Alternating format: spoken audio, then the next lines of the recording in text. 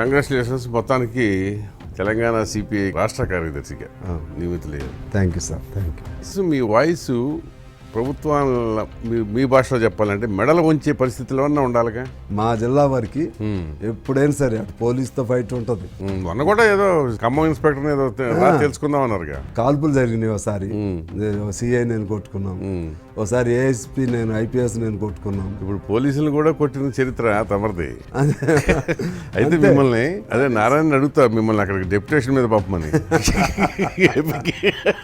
ఆంధ్రాలో ఆ fighting nature ఎక్కడైనా అవసరమే, కానీ ఇప్పుడు అక్కడ అవసరం. రౌడీజానికి సందర్భంలో రౌడీజం అవసరమే. ఇప్పటి కమ్యూనిస్ట్ పార్టీల పరిస్థితి చూస్తే క్షణం తీరిక లేదు, దమ్ముడి ఆదాయం లేదు. పార్టీ బలపడదు, ఓట్లు రావు. ప్రజాస్వామ్యం అనేది కార్పొరేట్ స్వామ్యం అయిపోయింది, ఎన్నికల స్వామ్యం అనేది ధనస్వామ్యం అయిపోయింది. ఇక పరమాత్ముడు దిగి వచ్చిన, మహాత్మా గాంధీ దిగి వచ్చిన, అబ్దుల్ కలాం లాంటి వాడు పోటీ పడ్డా గెలిచే సమస్య లేదు. భారత కమ్యూనిస్టు పార్టీ చరిత్ర అంతా ఏంటంటే సుదీర్ఘ ప్రయాణం తర్వాత పశ్చాత్తాపం వ్యక్తం చేయటం, చీకట్లోకి వెళ్ళి చంపలేసుకోవటం. కొంతమంది ఏమో తప్పు చేసినా మేము గొప్ప అంటారు. మా దానిలో ఎన్నో డెమోక్రసీ ఎక్కువ. సిపిఐ ఎందుకు చీలిపోయిందంటే ఎందుకు చీలిపోయింది? ఏదో కత్తి శుద్ధి కంకి గొడవలు తప్ప ఓపెన్ హార్ట్ కాబట్టి ఐఎమ్ ఆల్సో వెరీ ఓపెన్. మేము ఇద్దరం కలవాలని అన్నాం అనుకోండి, వాళ్ళు అనుకోండి మీరు ఎట్లా అంటారు? మీరు అంటే మనం it is nothing but yielding తగ్గినట్లే కదా. వాస్తవం మాట్లాడుకోవాలంటే కమ్యూనిస్టులు మీరు సిపిఎం ఒకరినొకరు చంపేసుకున్నారు. ఎగ్జాక్ట్లీ సార్, అందులో ఇక డౌటే ఉంది. ఓపెన్ హార్ట్ కాబట్టి నేను ఓపెన్గా చెప్తున్నాను. కమ్యూనిస్టులు కూడా ఎట్లా అయ్యారంటే కుడిమిస్తే పండగ.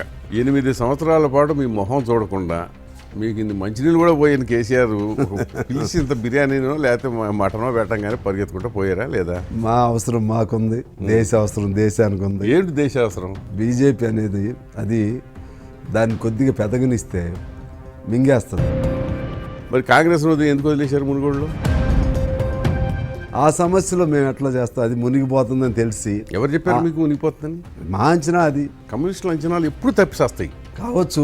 ఇది మరి మునుగోడులో నాకు తెలిసి కమ్యూనిస్టు ఓటర్లు మీ నాయకత్వాన్ని ధిక్కరించి కాంగ్రెస్తోనే ఉంటున్నారు. మాది ఎస్టీ డెసిషన్ కావచ్చు, కానీ నిజాయితీతో చేశామయ్యా. మీ ఎస్టీ డెసిషనో కాదో నాకు తెలియదు, కానీ మిమ్మల్ని మాత్రం పొట్టలు వేసుకున్నాడు కేసీఆర్. ఇప్పుడు టీఆర్ఎస్ గెలిస్తే మాత్రం that would be because of కమ్యూనిస్ట్స్.